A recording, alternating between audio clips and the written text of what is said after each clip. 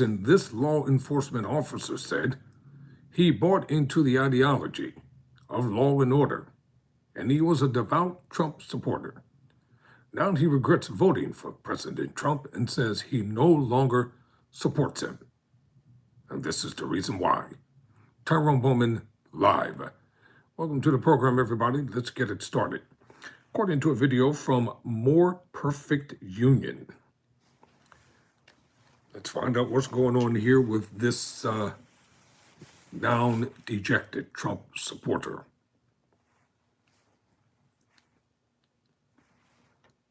I voted for him because he was pro-law enforcement, pro-union, and it's just not turned out that way.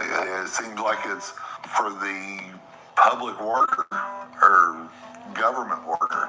It's not turned out nothing like that. President Trump signed an executive order last night aimed at ending collective bargaining rights for many government workers. The move looks to limit numerous agency employees from unionizing and instructs the government to stop engaging in any collective bargaining. Family, country, and job. That's my priority. And when election time rolled around, he fit right there with all those. And now, with the attack on the government workers, that's not only affected work, that's affected the family, and that's, it's affected everything. My name's Daryl Chapman. I work at federal prison in Ashland, Kentucky. I actually work for Unicorp in the prison. It's Federal Prison Industries. We make furniture for government buildings, stuff like that. It's a inmate program. We're the outskirts of coal country. If you look around West Virginia, Kentucky, Southern Ohio, there's nothing left. No industries, no factories. What do they think it's going to be like when they cut all these federal jobs out that they're wanting to cut? All these government workers, IRS workers, VA workers, Social Security workers. This is a major income, I guess you could say, to the people in this area. If I was to leave today, I couldn't go out. Well, what am I going to do? Go down to Walmart? There's no career. There's no retirement. All that stuff's gone. Chapman is employed by the Federal Bureau of Prisons, and he's also the president of Council of Prison Locals 1286, which has members from Kentucky and West Virginia. Our institution was mainly a red institution. It's a red state. Kentucky was pretty much all red. West Virginia was all red. And we've got 6 institutions in the state of West Virginia. They voted for him. The Trump administration's attacks on public sector workers have been unrelenting. For Chapman, they've been debilitating, especially the White House executive order declaring nearly all federal worker union contracts defunct. He excluded all law enforcement with the exception of the Bureau of Prisons. And that one hurt. That one was like a punch in the gut, smack in the face. It was also devastating to the union. Or they stopped taking those dudes out. The union had to come up with an alternate way for people to pay their dues. And it was hard to get a lot of people to switch over to do that when you had the executive order coming out and all the rumors and they're getting rid of the union, they're taking your contract. We've been in agency in crisis for so long, they really thought this administration would absolutely find resources to assist us in that. Brandy Moore White is the president of the Council of Prison Locals, the National Corrections Workers Union.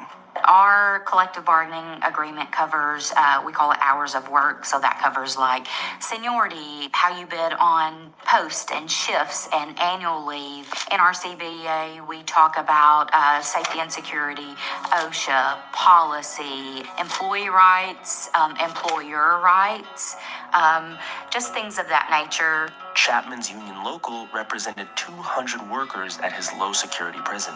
They're not feeling good. They're scared. This ain't a job with the environment that we're in that you want to go without a contract. You don't want a dictatorship in your institution with a rogue warden that just don't care. I started over 20 years ago, and we had a lot more staff than we do now. Morale was decent. Pay was pretty decent. Like they really wanted to come to work for the prison system because of the pay and the benefits, but it just hasn't kept up with time. Right now, one of our biggest problems is the staff shortages.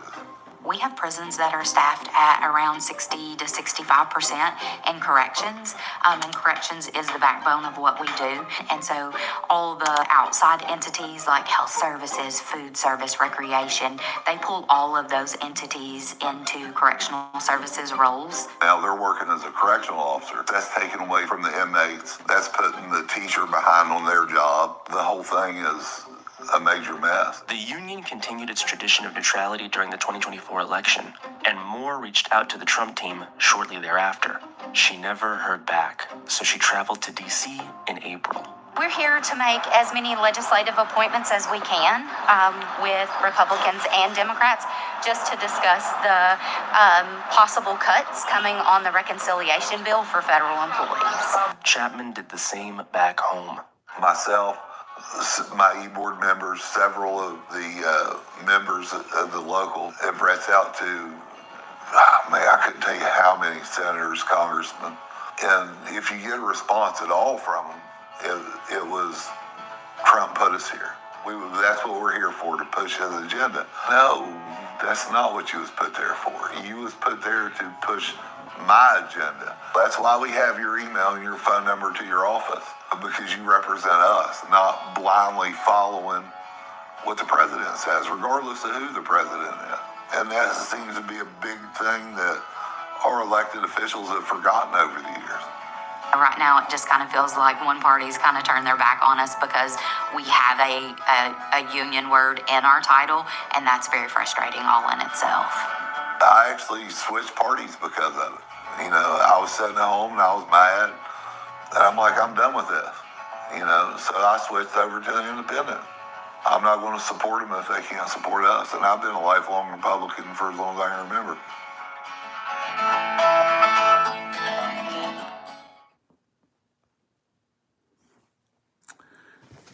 Midterm elections are coming up in less than a year and a half. There's going to be an avalanche that's going to take place, and I know the Republicans don't believe a word of it because they feel secure in their arrogance and in their narcissism and their pride. They think that individuals and don't believe that they're going to come out in mass and vote against them. Make your voices heard. Stand up and fight for what you believe, and stand up and fight for the constituents who put you in power. But they're not going to do that because they're a bunch of cowards. Never surrender. Never quit.